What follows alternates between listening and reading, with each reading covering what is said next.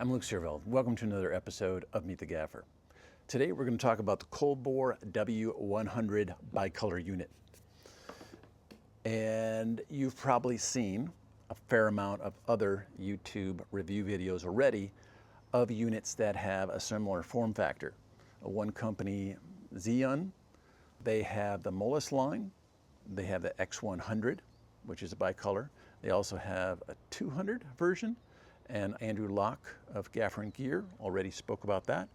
You could also check out Alex Chung, who has a review of this unit. So check out his approach to using it as a light to light himself, as a key light, as a backlight. It's kind of fun. What I wanted to talk about was some of the things that I had questions about. So I was interested in the unit when they offered it to me because it just the small form factor and the difference of it not being like an MC or a Hydra or whatever. It's actually a Cobb unit. And it's that sort of smaller mounting, not the Bowens. I believe it's the M mount. And so that is similar to the Nanlite 60C, which intrigued me. But when I was looking at it, I thought like, okay, so where's the battery? Now, it has inputs for DC power, the regular one that you would use your AC adapter, plug in. That's easy. There's another one that in the manual says is a DC input, but I don't have anything that goes to that, so I'm not sure. There's the USB-C input, so that's good. You could go to a battery that works that way.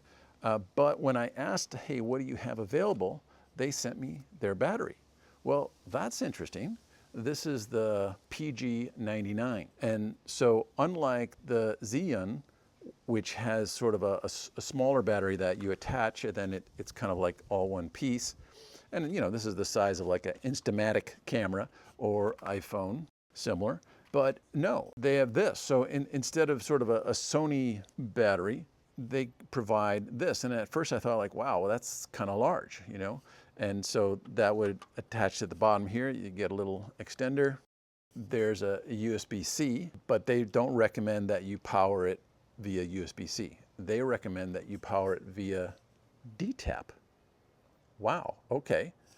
And when I kept looking at this unit, now you can, there's a button and you've got, you know, 4 things so you can see how much battery life you have left. But on the bottom, it turns out that this is a 14.8 volt, 97.68 watt hour battery.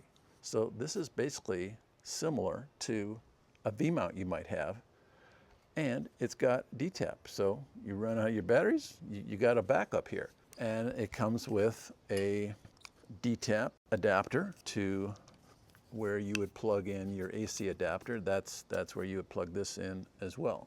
Awesome. And now you've got this sort of hand grip and plenty of battery life for your 100 watts. And this can take up to 160 watts, I believe. There's a power button, turn that on, get your little screen, and then you can tap through from 0, 25%, 50%, 100%, 75%, 100%. And then you can dial your color in with this dial from 6,500 down to 2,700. Good size fan, but very quiet. So on the bottom, there's 2 places you can tap in with your quarter 20 or on the end. That's just bare, right? Plenty of light. One tap and we're off. You know, there are different modifiers and things, but what you get with the unit is you get one little intensifier, and you also get this flexible dome. And what a perfect little eye light. Put a little pop in there. It's very similar to sort of the flexible dome like with the dash, but much smaller, obviously. But then I thought like, okay, so that's great. What about all those modifiers that I have for the 60C? Could I use them? Well, here's a 2-foot dome that has the M style backing plate. You know, you get a plate like this and you get one that's Bowens, but you could cram this on, but because of this little outcrop, it hits these pieces of plastic, and so it's pretty tough to get in there. You can get it in there, but it's not easy. I did jam it, but I had a hard time getting it off. However, you can purchase separately this even cuter dome. Okay, let's see. So there's 100%. So off, on, off, on, and I'm just here under some umbrellas that are somewhat translucent for the sun. Nice little walk around. So there's your little sun gun. And now, let's see, let's pop this off.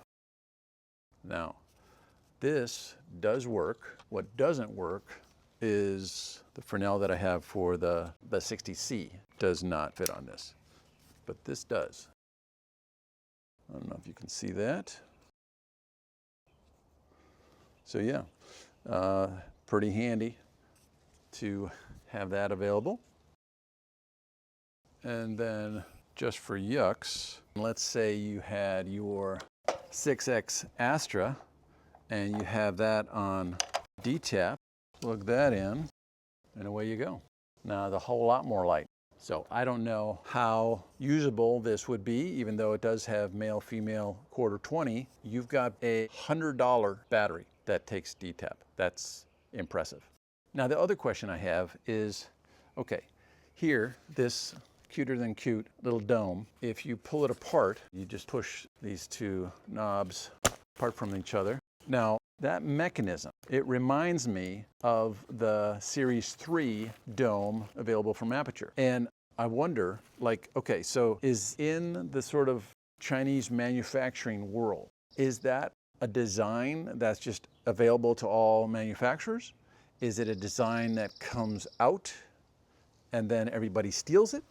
Like, how does that work? Because it seems like we get a certain form factor from Chinese manufacturers, and then in quick succession, we see the same form factor come from other manufacturers. And I think, like, how does that all work? Is there nothing like patents? I would love to hear the explanation of how that works, because I think if that happened in the sort of US environment, everybody would be on each other to, stop that.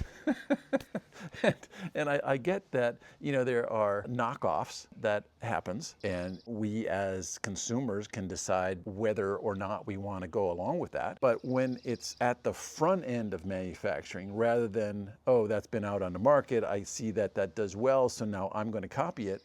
No, this is like from the onset of manufacturing, it's being copied. And so that's just very intriguing to me. So if someone understands how that works, I would love to hear it. Hey, thanks for watching. We'll see you next time.